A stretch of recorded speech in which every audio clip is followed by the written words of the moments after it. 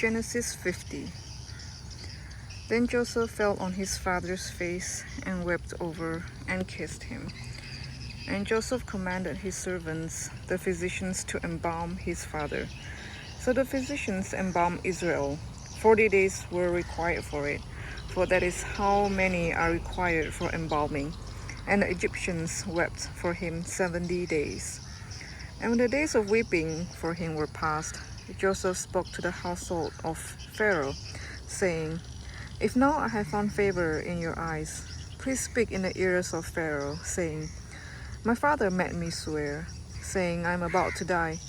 In my tomb that I hewed out for myself in the land of Canaan, there shall you bury me.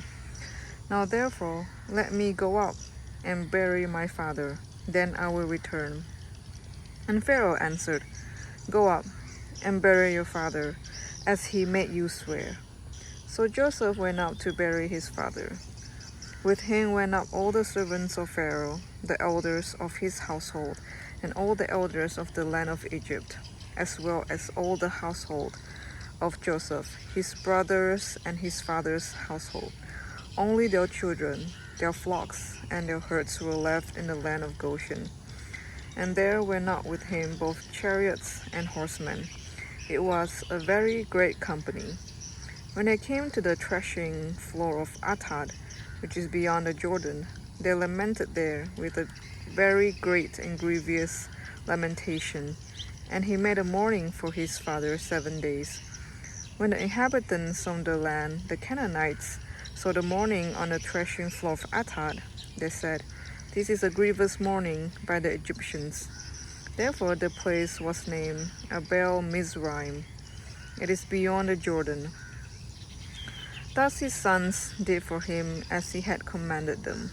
For his sons carried him to the land of Canaan and buried him in the cave of the field at Machpelah, to the east of Mamre, which Abraham bought with the field from Ephron the Hittite to possess as a burying place. After he had buried his father, Joseph returned to Egypt with his brothers and all who had gone out with him to bury his father.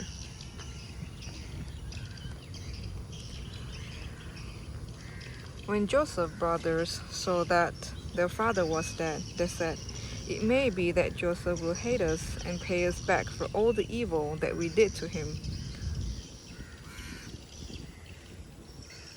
So they sent a message to Joseph saying, Your father gave this command before he died. Say to Joseph, Please forgive the transgression of your brothers and their sin, because they did evil to you.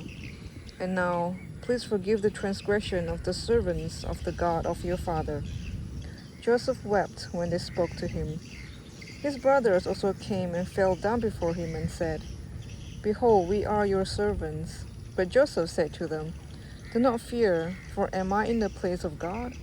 As for you, you meant evil against me, but God meant it for good, to bring it about that many people should be kept alive, as there are today.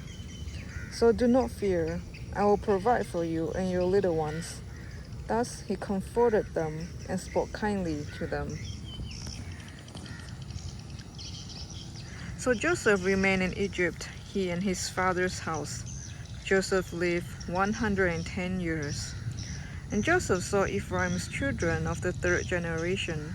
The children also of Machir, the son of Manasseh, were counted as Joseph's own. And Joseph said to his brothers, I am about to die, but God will visit you and bring you up out of this land to the land that he swore to Abraham, to Isaac, and to Jacob. Then Joseph made the sons of Israel swear, saying, God will surely visit you, and you shall carry up my bones from here.